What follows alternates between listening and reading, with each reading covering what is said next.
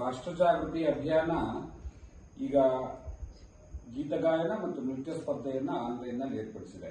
ಈ 4 ಜನ ತಮ್ಮ ಅತ್ಯಂತ ಆಸಕ್ತಿ ತೋರಿಸಿ, ಶ್ರಮವಹಿಸಿ, ಅಭ್ಯಾಸ ಮಾಡಿ, ಆನ್ಲೈನ್ನಲ್ಲಿ ಭಾಗವಹಿಸಿ ಎಲ್ಲರಿಗೂ ಮಾದರಿಯಾಗಿದ್ದಾರೆ. ಇನ್ನು ಮುಂದಕ್ಕೆ ಇವರು ಆಧಾರ ಸ್ತಂಭವಾಗಿ ನೃತ್ಯ ಸ್ಪರ್ಧೆಯಲ್ಲಿ, ನೃತ್ಯ ದೇಗುಲ ಯಾತ್ರೆಯಲ್ಲಿ ನಿರಂತರವಾಗಿ ಭಾಗವಹಿಸಬೇಕು ಅನ್ನೋ ಅಪೇಕ್ಷೆಯಿಂದ, ಅಭಿಲಾಷೆಯಿಂದ ಅವರಿಗೆ ಹಾರೈಸಿ, ಹರಸಿ ಅವರ ಮನೆ ಬಾಗಿಲಿಗೆ ನಾವು ಅವರಿಗೆ ಮೊದಲನೇ ಬಹುಮಾನವನ್ನು ತಲುಪಿಸುವಂತಹ ಕಾರ್ಯವನ್ನ ರಾಷ್ಟ್ರ ಜಾಗೃತಿ ಅಭಿಯಾನದ ಪರವಾಗಿ ನಾನು ಇಲ್ಲಿ ಬಂದು ಇವರಿಗೆ ಸಮರ್ಪಿಸಿದ್ದೇನೆ. ಇದರ ಉದ್ದೇಶ ಈ ನೃತ್ಯವನ್ನ ಬೇರೆ ಮಕ್ಕಳು ನೋಡಬೇಕು, ಕಲಿಬೇಕು, ರಾಷ್ಟ್ರೀಯತೆಯ ದೃಷ್ಟಿಯಿಂದ ನಮ್ಮ ಕಲೆಯನ್ನ ಉಳಿಸಿ ಬೆಳೆಸುವ ದೃಷ್ಟಿಯಿಂದ ಮುಂದಿನ ದಿನಗಳಲ್ಲಿ ಮುಂದಿನ ಪೀಳಿಗೆಗೆ ಇದು ಮಾದರಿಯಾಗಬೇಕು. ನಮ್ಮ ರಾಷ್ಟ್ರದ ಸಂಪ್ರದಾಯಗಳನ್ನು ಉಳಿಸಿ ಬೆಳೆಸಬೇಕು.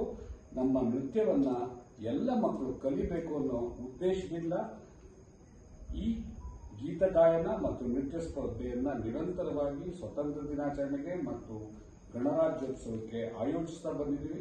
ಎಲ್ಲರೂ ಭಾಗವಹಿಸಬೇಕು.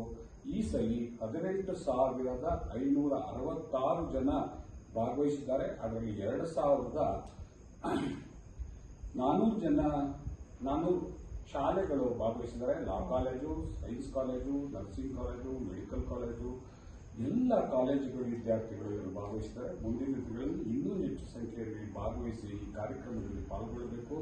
ಇದನ್ನು ಯಶಸ್ವಿ ಮಾಡಬೇಕು, ಜನಪ್ರಿಯತೆಗೊಳಿಸಬೇಕು, ಎಲ್ಲರಲ್ಲೂ ದೇಶಭಕ್ತಿಯನ್ನ ಜಾಗೃತಗೊಳಿಸಬೇಕು. ನಮ್ಮ ಸಂವಿಧಾನ, ನಮ್ಮ ಸಂಸ್ಕೃತಿ, ಹಕ್ಕು ಮತ್ತು ಕರ್ತವ್ಯಗಳ ಬಗ್ಗೆ ಜಾಗೃತಿ ಮೂಡಿಸುವಂತಹ ಈ ಅಭಿಯಾನದಲ್ಲಿ ಎಲ್ಲರೂ ಕೈ ಜೋಡಿಸಬೇಕು ಅಂತ ಅಪೇಕ್ಷಿಸುತ್ತಾ ನಾನು ಎಲ್ಲರಿಗೆ ಹಾರೈಸಿ ಹರಸಿ ನನ್ನ ಮಾತಿಗೆ ವಿರಾಮವನ್ನು ಮಾಡ್ತೇನೆ.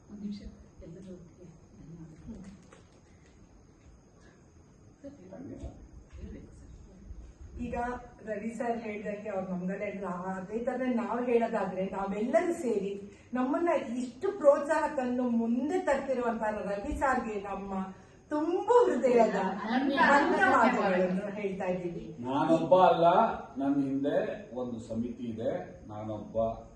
ನಾನೊಬ್ಬನೂ ಸಹ ನಮ್ಮ ಸಮಿತಿ ಈ ಕಾರ್ಯಕ್ರಮವನ್ನು ನಡೆಸ್ತಾ ಇದೆ. ನಿರಂತರವಾಗಿ ಆಸಕ್ತಿಯಿಂದ ಇದು ಯಾವುದೇ ಸರ್ಕಾರಿ ಕಾರ್ಯಕ್ರಮವಲ್ಲ. ನಮ್ಮ ಶ್ರಮದಿಂದ ದುಡಿದ ಹಣದಿಂದ ವಿನಿಯೋಗ ಮಾಡಿ ಈ ಬಹುಮಾನವನ್ನ ಕೊಡ್ತಾ ಇದ್ದೀವಿ, ಕಾರ್ಯಕ್ರಮವನ್ನು ನಡೆಸ್ತಾ ಇದ್ದೀವಿ. ಇದು ಯಾವುದೇ ಸರ್ಕಾರಿ ಕಾರ್ಯಕ್ರಮವಲ್ಲ ಅಥವಾ ಪ್ರಾಯೋಜಿಕ ಕಾರ್ಯಕ್ರಮವೂ ಅಲ್ಲ. ಸರ್, ತುಂಬಾ ಧನ್ಯವಾದಗಳು ಸರ್. ಇಂತಹ ಅಮೂಲ್ಯವಾದದ್ದನ್ನು ನಾವು ಇನ್ಮುಂದೆನೂ ಮುಂದುವರಿಸ್ಕೊಂಡು ಹೋಗ್ತೀವಿ.